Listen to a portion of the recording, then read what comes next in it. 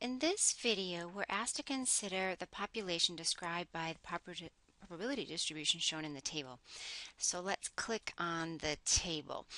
And what I'd like to do is click on the full data set, and I'm going to open that in Excel. Okay, so let me just reorganize my screen so that everything is in our viewing window here. Okay, this looks really good. So the idea here is that there are many different outcomes of an experiment. And if you think about like rolling a pair of die, you might imagine we could get a 1-1, or we could get one die saying 1 and the other die saying 2, and we could get a 1-3 and so forth. So we've got lots of different outcomes here, and those are shown in each of the rows of the table. And furthermore, we see that the third column, which is labeled column C, that's the mean value that we roll from those pair of die. So for example, if we roll a 1 and a 1, the average of those values is just 1. If we roll a 1, 2, let's see, we add those up, that's 3 divided by 2. That gives us a mean value of 1.5 and so forth. And furthermore, there's a probability of getting that outcome. When you roll a pair of die, probability of getting a 1-1 is 0.04, and probability of getting a 1-2 according to this table is a 0.06 and so forth. So what we want to do is look at each of these rows, and we want to compute this S squared value for each of those experiments with just two and n equals 2. We just have two values in each of those experiments. Okay, so got a couple of different formulas we could use here. One formula is the sum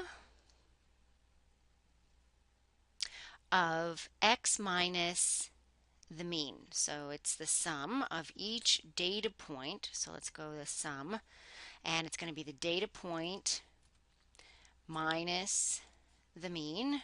So the sum of that squared plus the other data point minus the mean squared and so forth. Okay, and if you had many more values, you have many more things to add up, but we only have two values in our little experiment here, so I've only got those two terms to add up. And then that's all divided by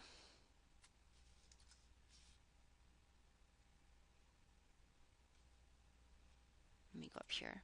It's all divided by n minus 1, and in our case n is 2, right? We've only got two values, or n equals 2, in our experiment. Okay, so now at this point I'm going to fill that down to the rest of the rows. Okay, so that formula is in there, and you can see the values change for each row. So that's what we call a fill down command here in Excel.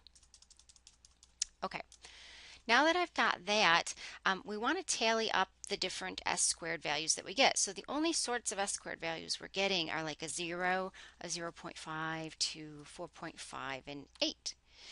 And so we want to add up the probability. So let's see, anywhere I see an S squared, I'm just going to highlight it. S squared is 0. We've got a couple of these. So those are the numbers I'm going to need to add up. Let's see if there's any more down below. Yep, there's one right there. Okay, so all of those numbers that I've highlighted, that's what I need to add up to get me this probability.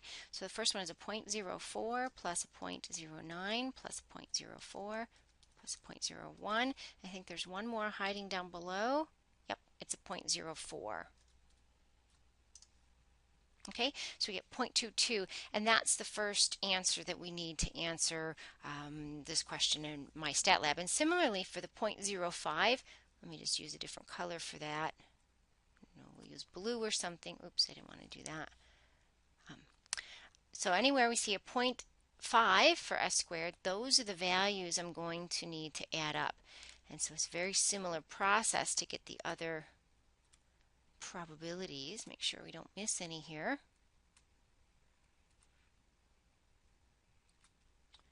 And might be a couple more down below here. So that's the idea. It's a little tedious to go through it. There's some fancier commands in Excel. If you're a real wizard with Excel, you could speed this up a little bit. But same idea here. We now want to add up these values, 0.06 plus a 0.06. What else we got? More 0.06s. We got another one, 0.02. Another 0.02. Anything down below hiding?